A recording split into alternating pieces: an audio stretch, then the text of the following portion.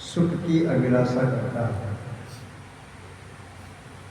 अबोध काल में भी और बोध काल में भी ऐसी स्मृतियां कह रही है।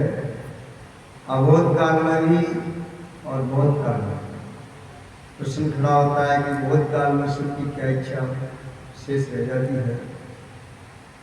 बोध काल में विशेष सुख विशेष आनंद की इच्छा रहती है। जीव जब तक ये शरीर स्थित है इसका तब तक भी और शरीर न रहने पर भी इसका सूक्ष्म भाग है, उस तक भी सुख की अभिलाषा ही करता है। वो पशु हो, पक्षी हो, कीट पतंग आदि कोई भी हो, छोटे से कीड़े को भी अगर हम छेड़ेंगे तो उधर ही भगेगा जिधर उसको सुख की प्राप्ति हो। हमको छोड़ करके उस तरफ भागेगा जिधर उसे सुख या बचाव की स्थिति प्राप्त हो।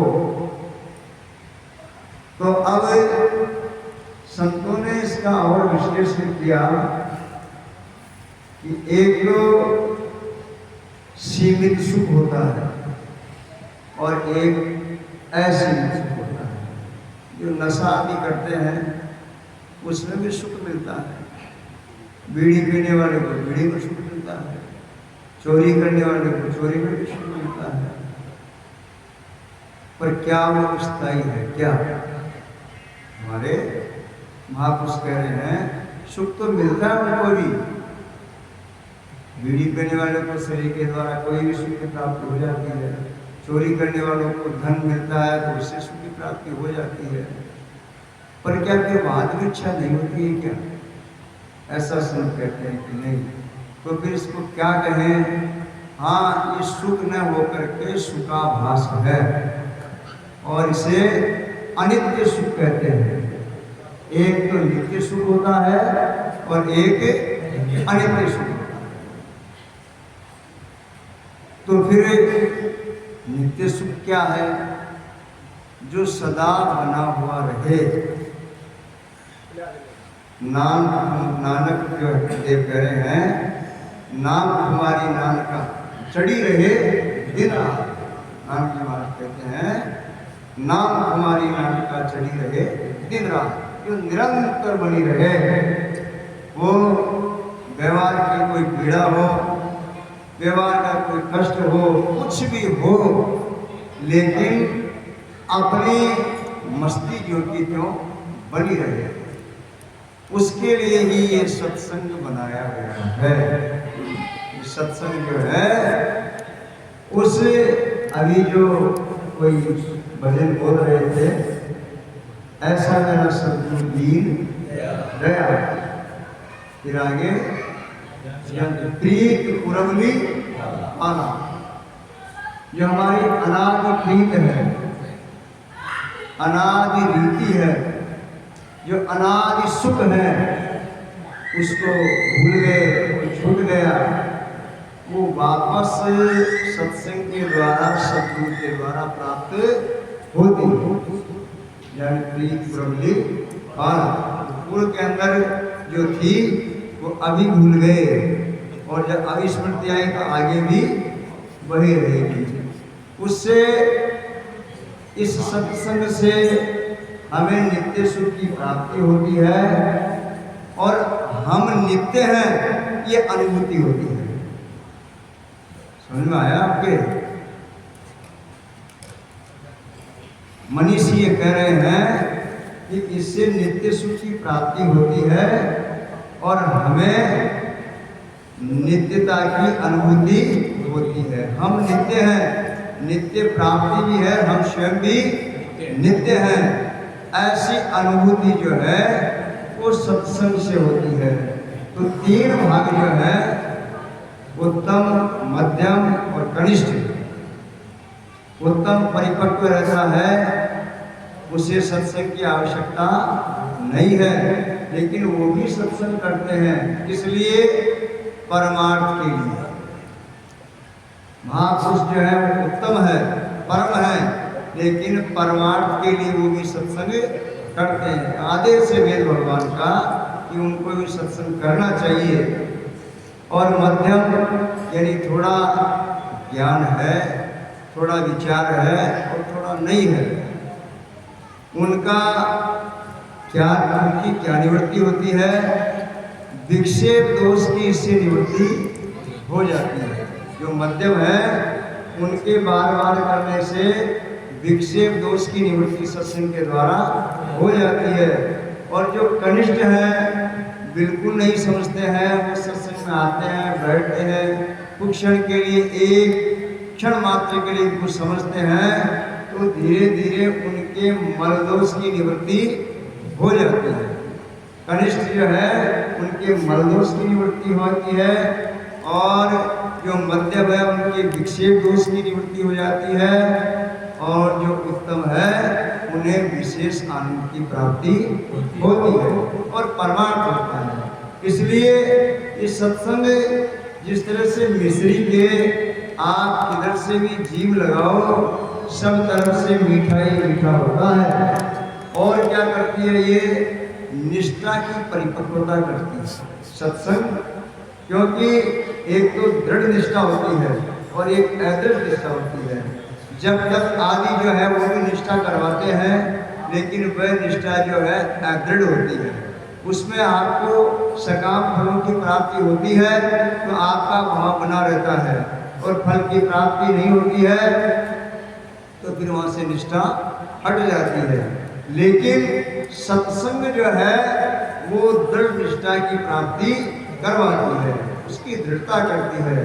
वो एक दृष्टांत आता है कि एक राजा किसी राज्य के अंदर महाकंजूस था, और उसने घोषणा भी कर रखी थी कि कोई भी मेरे राज्य में किसी को भी दान नहीं देगा, अगर किसी ने दान दे दिया तो मृत्युदंड दे दूंगा। वो न तो खुद कोई दान पुण्य करता था और न दूसरों को करने देता था। बहुत समय बीत गया। एक बार क्या होता है कि उस राजा के जो राजकन्या थी वो आयु में बहुत बड़ी हो गई थी, विवाह नहीं होता था। रानी बार बार राजा को कहती कि ये राजकन्या, इसका विवाह किया जाए, लेकिन राजा इस पर ध्यान नहीं देते थे। तो होता क्या है, एक तो राजा ध्यान नहीं देता था और उधर राजकन्या भी बार बार विचार करती थी कि मेरे पिताजी विवाह नहीं करते हैं। उधर जो राजकुमार था वो भी ये सोचता था कि पिताजी के सामने मेरी कोई बात चलती नहीं है, अगर मैं पिताजी की जगह होता तो इस बहन का विवाह मैं कर देता। लेकिन व्यवस्था है कि पिता के सामने हम बोल नहीं सकते। उसी राज्य के अंदर एक साधु बार बार जप करता, माला फेरता, राम नाम लेता, लेकिन भगवत प्राप्ति नहीं हुई। तो वो ये विचार करता कि घर बार छोड़ा, पत्नी बच्चों को छोड़ा, किसके लिए? राम की प्राप्ति करने के लिए। लेकिन राम की प्राप्ति नहीं हो रही है। राम नाम खूब लेता हूँ, भजन भी करता हूँ, लेकिन राम की प्राप्ति नहीं हो रही है। होता क्या, एक दिन उधर से राजकन्या ने विचार किया कि आज रात्रि को मैं इस राज्य से भाग जाऊंगी, चले जाऊंगे किसी के साथ। और राजकुमार ने क्या विचार किया कि पिताजी तो बहन की शादी करते नहीं हैं, मैं अपने पिता की हत्या करके और राजगद्दी के ऊपर बैठ जाऊंगा और मेरी बहन का विवाह मैं कर दूंगा। उधर वो जो साधु थे उन्होंने उसी रात्रि को विचार किया कि अब न तो कोई राम जी मिले और न और कुछ मिला, उधर से घर भी छोड़ा, तो आज रात को अर्धरात्रि को मैं चुपचाप, किसी को पता नहीं पड़े, ये अपना साधु का वेश उतार के और वापस वही पैंट शर्ट पहन करके घर चला जाऊंगा। उसने ये विचार किया। होता है क्या है कि दिन में उन्होंने विचार किया आज की रात के लिए कि रात को ऐसा करना है। उसी दिन शाम को कोई एक नट जो कला दिखाने वाला था उस राज्य में आया और आकर के लोगों से कहा कि मैं खेल दिखाऊंगा। तो वहाँ के लोग बोले भैया तेरा जो परिश्रम है, तेरी मेहनत सब बेकार जाएगी, तू कितना ही दिखा, यहाँ कोई देने वाले नहीं है। राजा का आदेश है कि न तो मैं दान दूंगा न कोई आप लोग दान दोगे। अगर किसी दान देने का भाग बना लिया तो मैं मृत्युदंड दे दूंगा। तो वो नट कहता है बना ही होगा राजा, ऐसा होगा तो मुझे मेरी कला के ऊपर दृढ़ विश्वास है, मेरे गुरु का मैंने सानिध्य प्राप्त किया है तो मुझे मेरी कला के ऊपर विश्वास है, मुझे कोई पैसे से मतलब नहीं है, मैं तो मेरी कला दिखाऊंगा। तो राजा के पास मंत्री जा कहता है ऐसा एक नट आया है। तो राजा ने कहा जो अपना नियम बना रखा उसको बता दिया कि नहीं, बड़े कुछ भी कर तेरे को मिलने वाला एक आटे की कटोरी भी नहीं मिलेगी तुझे। बोले कह दिया महाराज, लेकिन नहीं मान रहा है वो कहता है मैं तो दिखाऊंगा। कोई बात नहीं। तो आया वो और आकर के और लगाया मजमा रात को। उस मजमे के अंदर वो राजकन्या भी बैठी हुई थी, राजकुंवर भी बैठा हुआ था और वो साधु भी। उसी रात को तो करना था ना उनको, सब कुछ तीनों को अपने अपने मन में ही थी बात। अब उधर होता क्या है कि एक तो वो नट और एक उनकी धर्मपत्नी नटवी, तो वो नट तो बजावे और वो नटवी नाचे। 7 बजे शाम को प्रारंभ किया नाचना, नाचते नाचते नाचते 12 बज गई रात को, लेकिन एक पैसा भी नहीं आया, किसी ने 1 रुपया भी नहीं फेंका। भाई होता ही है, जैसे जब उत्साह बढ़ता जाता है, वो ये माता मैंने कहानी कहती है, वो हुंकारा बढ़ता है ना, तो उसका उत्साह बढ़ता जाता है। ये जागरण होता है, उसके अंदर कोई तालियां बजती है या कोई पैसा आता है तो गाने वाले जब तेज गाने लगते हैं जैसे पैसा आता है, लेकिन कुछ भी नहीं हुआ। तब वो नटवी कहती है उस नट से अपनी राग गई कि रैन गीत आदि गई, आदि भी अब जाए, कह नटवी सुन बार बार थोड़ी मंदरी ताल बजाए। अब मेरे पाँव दुखने लगे, मैं परेशान हो गई। अब ये पिंजरा जो है थक गया, तो अब ये बंद थोड़ी कम कर दे धीरे, तो मैं थक नहीं जाता। तब वो कहता उसमें कि रैन भी आदि गई, आदि भी बोले जाए, कह नटे सुन भारवी कुल कलंक लग जाए। इस ताल में भंग नहीं पड़ना चाहिए, नहीं तो कुल के कलंक लग जाएगा। बड़े से पाँव दुखो, अपनी जो कला है ना वो ताल जोगी तो रहनी चाहिए, नहीं कुल के कलंक लग जाएगा। अब ये बात इसी तरह से हो रही है उनके संकेतों में ही, लेकिन उधर ये शब्द उस राजकन्या के कान में पड़े और पढ़ते उसने विचार किया। तो उसी रात को तो घर से निकलने वाली थी, अरे ये तो अनर्थ हो जाए, अगर मैं ऐसा करूंगी तो कुल के कलंक लग जाएगा। मेरे पिता जो इतना सम्मान है इनका, उनके कलंक लगेगा और मेरे ननियाल के कलंक लगेगा, दादा दादियों के कलंक लगेगा। ऐसा नहीं करना है। विचार बदल गए, क्योंकि ये तो अपने गुरु सिद्ध हुए, ये नट और नटवी जो है ये तो अपने गुरु, इनके द्वारा उसे शिक्षा मिली है, तो क्या करना चाहिए। तो वो हार था उनके गले में, तो सोने का हार फेंका दक्षिणा के रूप में, दे दिया, उधर फेंक दिया। अब जैसे राजकन्या ने सोने का हार फेंका तो राजकंवर, उसको क्या शिक्षा मिली कि मैं अगर अपने पिता की हत्या कर लूँगा तो मैं भी पकड़ा जाऊँगा, मुझे कैद में रख देंगे, उनके कलंक लगेगा, कहेंगे राजा तो ऐसा धर्मात्मा था और पिता को पुत्र कैसा हुआ। मुझे ये सब नहीं करना चाहिए, ये तो अच्छी शिक्षा मिली। और क्या दक्षिणा में दें, तो वो अंगूठी थी उसके हाथ में, वो सोने की अंगूठी खोल करके फेंकी।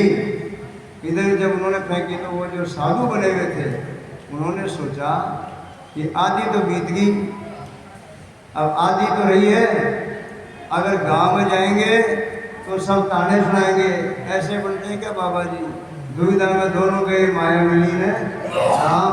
न तो इधर के रहेंगे और न वो, ऐसा होता है कोई तोते को पाल लेता पकड़ करके और उसको 6-7 महीने पिंजरे में रख लेता है और बाद में उसको समझाए भाई छोड़ दे इसको, तो छोड़ देते हैं। तो दूसरे तोते जैसे जाता समाज में तो चोंच मारते हैं उसके, वो मनुष्य की गंध आती है उसके अंदर। अब वो देखता मतलब अपने पिंजरे में ठीक दे इससे चल। तो साधु ने देखा अब देखे और प्रयास करो, आधी तो गई और थोड़ी रही है तो और भजन करो, राम जी मिल ही जाएंगे। तो ये तो बढ़िया शिक्षा मिली, क्या करना चाहिए। तो वो चादर थी कम्बल, वो कम्बल फेंक दी इधर। जैसे तीनों ने फेंकी तो एक तो मुखिया ही तो थे, सारा गाँव ही, कोई 1 रुपया कोई 2 रुपया, तो ढेर हो गया पैसों का खूब। राजा को क्रोध आया, राजा उठ करके चला गया वहाँ से और सुबह घोषणा करी कि पूरा राज्य है, आओ सबको मृत्यु दंड दूंगा। मेरी आज्ञा का उल्लंघन कैसे किया, नियम का पालन क्यों नहीं किया, और उस लड़को ही बुलाया जाए। चलो सुबह सब एकत्रित हुए, सारी प्रजा को कहा कि भाई तुमने दान क्यों दिया, जब मना किया। बोले महाराज पहले आपकी बेटी ने दिया, बेटी को पूछो। बाद में आपकी बेटी ने दिया, वो बाबा जी थे उन्होंने दिया। तो पूछा बेटी को, तो बेटी ने बात बताई कि इस तरह से मेरा विचार हुआ और इनके शब्दों से मेरी दृढ़ता बनी, मेरी निष्ठा मजबूत हुई, नहीं तो मैं आज रात को भग जाती है। राजा को विचार आया, अरे बढ़ जाए तो कलंक तो लगता है कि राजा की कन्या हो गई, इसलिए मैंने दक्षिणा के रूप में उनको वो सोने का हार फेंका। राजकुल को पूछा तो उन्होंने बताया कि आज की रात में आपकी हत्या करने वाला था, लेकिन इनके शब्दों से मेरे यहाँ निष्ठा बड़ी अंतःकरण है और मैंने विचार बदल दिया कि अब पिताजी की हत्या नहीं करूँगा। और जब साधु को पूछा, तब साधु ने कहा महाराज बहुत वर्ष हो गए दृष्टि छोड़े, परमात्मा की प्राप्ति नहीं हुई, लेकिन इनके शब्दों से शिक्षा मिली कि वापस नहीं जाना है और मजबूती रखनी है। मेरी दृढ़ता बनी और मैंने दक्षिणा के रूप में चादर फेंकी। तो अब पुनः उसी बिंदु पे आते हैं, सत्संग जो है हमारी दृढ़ता को दूर करके और दृढ़ता करवाती है कि वास्तव में जो है वो शब्द जो है वही सुख स्वरूप है, सबसे अलग जो है पृथक है, वो सुख स्वरूप नहीं है, वो सुख का आभास मात्र है। सुख के आभास को हमें वास्तविक सुख समझ लेते हैं, इसलिए सत्संग जो है ये विवेकाधिक जागृति करा करके और हमारे हंस स्वरूप को प्राप्त करवा देती है। तो संत कहते हैं ऐसी सत्संग जग में महान, काल को हंस बना रही। यहाँ काल से अभिप्राय है कि विकारों की निवृत्ति होना, यानी रंग नहीं बदलता है लेकिन ढंग बदल जाता है, आकृति नहीं बदलती है, वर्ण विकृति बदल जाती है, यानी जो विकार है ये विकार दूर हो जाते हैं। आकृति तो वही रहती है, रंग तो वही रहता है, लेकिन ढंग बदल जाता है। कान को हंस बढ़ावे जी, सत्संग पारस मणि है भाई, विड़ता लोक कंचन हो जाएगा। सत्संग केवल मात्र श्रवण करना ही सत्संग नहीं है, गाना ही सत्संग नहीं है, निर्णयात्मक शक्ति को धारण करना ही सत्संग है। यदि निर्णय करे कि वास्तव में सत्य क्या है, ऐसा सत्य असत का निर्णय जो है, निर्णय विवेक है, सत्संग है। अर्थात तो उस विवेक को ही सत्संग कहते हैं। सत्संग पारस मणि है भाई, जिनका लोक कंचन हो जाए, जिनका नाम रूप पलटाई, केवल स्वर्ण रहा है जी, ऐसी स्थिति हो जाती है। देखो ऐसा उपनिषद कहते हैं कि अंगूठी है, चैन है, कुंडल है। चैन अंगूठी नहीं हो सकती है, अंगूठी चैन नहीं हो सकती है, लेकिन चैन भी सोना हो सकती है और अंगूठी भी सोना हो सकती है। उनकी आकृति में तो भेद है, लेकिन वास्तविकता में भेद नहीं होता है। ऐसे असत करके सब कुछ भेद ही भेद है, लेकिन सत्य करके वास्तविक भेद नहीं है। संत कह रहे हैं, हमारे भाष्यकार कह रहे हैं, मात्रवते परदारेषु परद्रव्येषु दोषवते आत्मवत स पश्यति स पश्यति पंडित है, आत्मवत सर्वभूतेषु ये पश्यति स पंडित है। अर्थात प्राणी मात्र यहाँ तक फिर जंगम जहाँ तहाँ सब जगह वही सबका ही प्रभाव है और सबके अलावा कुछ है नहीं। तो कहा है कि सत्संग पारसमणि है भाई, मिटता लोक कंचन हो जाए, जिनका नाम रूप पलटाए केवल स्वर्ण रहावे जी, केवल एक वही तत्व रहता है। सत्संग कल्प तरुल जान, जिनमें पुरुषार्थ है भगवान। देखो और जितनी वस्तुएं हैं ये हमें प्रारब्ध के अनुसार मिली है, पहले से ही है, ये शरीर आदि सब कुछ पहले से मिल रहा है। लेकिन सत्संग जो है वो पुरुषार्थ के अधीन है। सत्संग जो है पूर्व संस्कार तो है ही, वो क्या कहते हैं, कुछ कर्म करके कुछ प्रबला ले, हाँ तो वह तो है ही, लेकिन पुरुषार्थ की भी साम्य अवस्था सत्संग में होती है।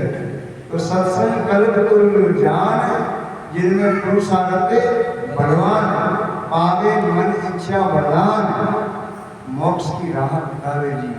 वास्तव में मोक्ष क्या है, इसे कहते हैं, इसका स्वरूप क्या है, किसका होता है, ये वास्तविक निष्ठा इस सत्संग से प्राप्त होती है।